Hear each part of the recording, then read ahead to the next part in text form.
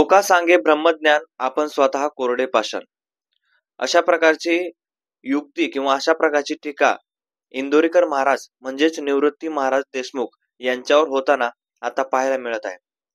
कारण ज्ञानेश्वरी देशमुख म्हणजे निवृत्ती महाराज देशमुख उर्फ इंदोरीकर महाराज यांच्या मुलीचा काल साखरपुडा पार पडला आणि त्या साखरपुड्यामध्ये ज्या गोष्टी समोर आल्या त्या गोष्टी ह्या अतिशय धक्कादायक होत्या. आणि या सगळ्या गोष्टी बघून त्यांच्याच लोकांनी म्हणजे त्यांच्या संप्रदायाच्या लोकांनी इंदोरीकर महाराज यांच्यावर टीका करायला सुरुवात केलेली आहे. परंतु काल साखरपुडा झाला आणि त्या जावया जो इंदोरीकर महाराज यांचा जावई आहे तो जावई नेमका काय करतो, त्या जावयाची संपत्ती किती आहे, काय गोष्टी आहेत, हे सगळ्या गोष्टी आपल्याला या व्हिडिओमध्ये पाहायच्या आहेत. पुढे जाण्या अगोदर तुम्ही जर चॅनलवर नवीन असाल तर चॅनलला सबस्क्राईब नक्की करा, कारण आपल्या चॅनलवर असेच वेगवेगळे विविध माहितीपूर्ण व्हिडिओज आपण घेऊन येत राहत असतो, खास तुमच्याच साठी. मित्रांनो, इंदोरीकर महाराज हे वेगवेगळे समाज प्रबोधन करतात. लग्न साधेच करा, लग्नामध्ये जास्त खर्च केल्याने लवकर मुलं होतात किंवा चांगली मुलं होतात, अशा प्रकारचं काही नाही. परंतु काल इंदोरीकर महाराज यांच्या मुलीचा फक्त साखरपुडा झाला, थेट एसीच्या हॉलमध्ये संगमनेर मध्ये हा सोहळा पार पडला आणि त्यांनी एवढे मोठे मोठे लोक तर बोलवलेच, मात्र लोक तिथे जे आले होते त्यांना हार तुरे नाही घातले. मात्र त्यांना जो साखरपुडा ज्यांचा होता त्यांना एवढा मोठा खर्च केलेला होता. अगदी मोठमोठ्या गाड्याने त्यांची मुलीची एंट्री झाली, त्यानंतर वेगवेगळ्या गोष्टी तिथे घडण्यात आल्या, वेगवेगळे आभूषण आपल्याला पाहायला मिळाले. आणि जे लोक म्हणत होते की लग्न साधे करा, ज्या महाराज म्हणत होते की लग्न साधे करा, त्यांच्या मुलीचा साखरपुडा पाहिला.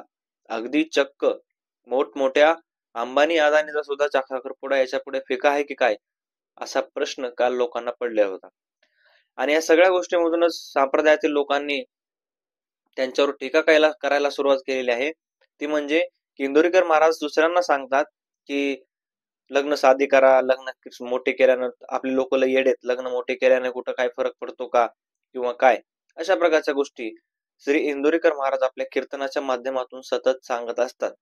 आणि काल लोकांनी हा सगळा सोहळा पाहिल्यानंतर काल लोक इंदोरीकर महाराज यांना टीका करतात. आता इंदोरीकर महाराजांचा जावई कसा आहे तर याच्यावर सुद्धा टीका केली लोकांनी की त्याच्या कपाळावर साधा गंध देखील दिसत नाहीये, आणि दुसऱ्यांना सांगतात, दुसऱ्याच्या पोरांना सांगतात की गंध लावा, हे करा, अशा गोष्टी करा, मात्र स्वतःच त्या प्रबोधनामध्ये आणत नाही, स्वतःच्या जीवनामध्ये आणत नाहीत. अशा प्रकारच्या टीका काल लोकांनी इंदोरीकर महाराज यांच्यावर केलेल्या आहेत. ज्ञानेश्वरी देशमुख म्हणजे इंदोरीकर महाराज यांची मुलगी ज्ञानेश्वरी देशमुख यांचा साखरपुडा साहिल चिलाप या व्यक्तीशी झाला. साहिल चिलाप पुण्यामधील जुन्नर येथे राहणारे आहेत आणि त्यांचा मोठा व्यवसाय आहे आणि गावाकडे शेती सुद्धा आहे काहीतरी. या सगळ्या गोष्टी असल्यामुळे इंदोरीकर महाराज यांनी आपल्या मुलीचं लग्न हे साहिल चिलाप या व्यक्तीशी करण्याचं ठरवलेलं दिसत आहे. मित्रांनो, इंदोरीकर महाराज यांचे प्रबोधनाचे भाषण किंवा कीर्तन हे आपण बऱ्याच वेळेस आपल्या माध्यमातून युट्यूबच्या माध्यमातून ऐकलेले आहेत आणि त्यांनी सांगताना बऱ्याच प्रमाणामध्ये प्रबोधन केलेलं होतं. कशा प्रकारे काय गोष्टी करायच्या आहेत, काही गोष्टी आपल्याला करायच्या नाहीयेत, या सगळ्या गोष्टीचं प्रबोधन श्री इंदोरीकर महाराजांनी केलं होतं.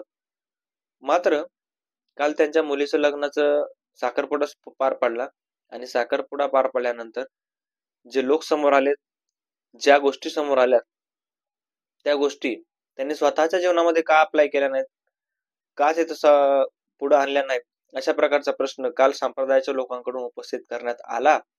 आणि कुठंतरी हा जावई जो आहे त्या जावयाच्या मार्फतमध्ये आता इंदोरीकर महाराज नेमकं काय बोलतात, इंदोरीकर महाराज याचं स्पष्टीकरण काय देतात, हे बघणं फार महत्वाचं आहे.